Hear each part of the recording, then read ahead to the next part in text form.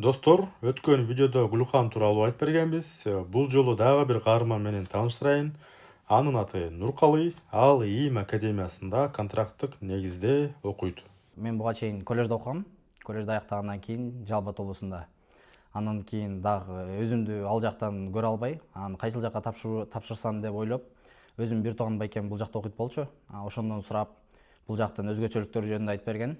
Айрыкча мен спорт менен машыккан менен ошол себептен алда айтып калгам, бул жакта өзүнчө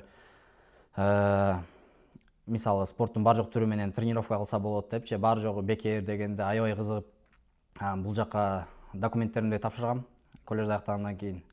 Бул жакта биринчи курстан келгенде бизге аябай өзгөчө болуп сезилди. Анан биз өзүбүз кошумча практикаларга да чыгабыз. Биринчи курсубузда, экинчи курсубузда немеге таанышуу практикасын участковыйларга чыгып келдик.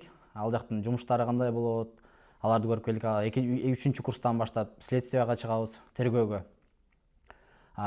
Бул жактар ошол тергөөдөргө чыкканда же болбосо бул жакта мугалимдерибиз ошол кызматтар боюнча 10 жыл 15 жылдап иштеп келгендер бар. Алардан сурайбыз кандай болот баары жогунчу. Анан кийин өзүбүзгө дагы мен ушул сферадан өзүмдү көргөнүм себебинен анан кийин мындай агайлардан сурайм да, агай мындай кылса кандай болот. Анан ошолорун менен мындай агайлардан көп нерсени үйрөнүп, анан кийин өзүмдү сферадан кийин дагы ушул жактан көргөндөй болом да. Тапшырып жаткан абитуриенттер болсо, бул жакта телефондорду алып коет, эч качан мындай бир нерсени карап, мындай неме кылам деп ойлобойсуңар. Анан бул жакка тапшырсаңар, мындай адашпайсыңар деп ойлойм. Мен келечекте өзүмдү ушул сферадан көрөм. Алгач ушу следствие тергөө жагында иштеп көргөнү кыялданам кичине. Анан баягы милиция генерал болгусу келбеген милиция эмес дейт го.